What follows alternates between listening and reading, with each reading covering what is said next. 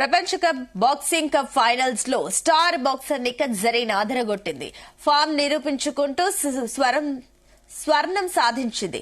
మహిళల 51 కేజీల ఫైనల్స్ లో నిఖత్ 5-0తో చైనీస్ తైపీకి చెందిన ప్రత్యర్థిని మట్టి కరిపించింది.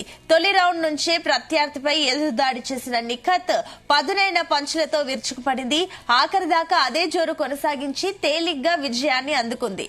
ఇటీవల ప్రపంచ ఛాంపియన్షిప్ లో క్వార్టర్స్ లోనే ఓడిన ఈ తెలంగాణ అమ్మాయి తాజా స్వర్ణంతో గాడిలో పడింది.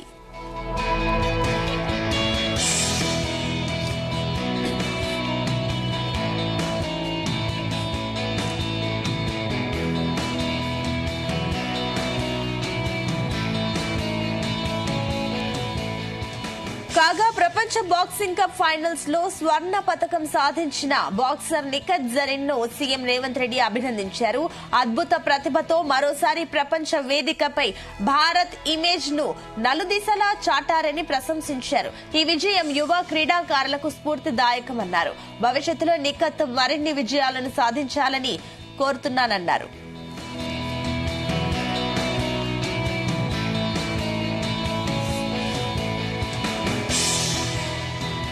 ఈ టోర్నీలో మరో 8 పసిడి పతకాలు కూడా భారత్ ఖాతాలో చేరాయి.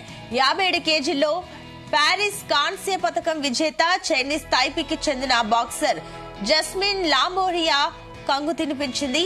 60 కేజీల్లో జపాన్ బాక్సర్ ను పర్వీన్ హుడా చిత్తు చేసింది. 50 కేజీల్లో ఉజ్బెకిస్తాన్ కు చెందిన బాక్సర్ ను నుపూర్ షెరోన్ ఓడించింది.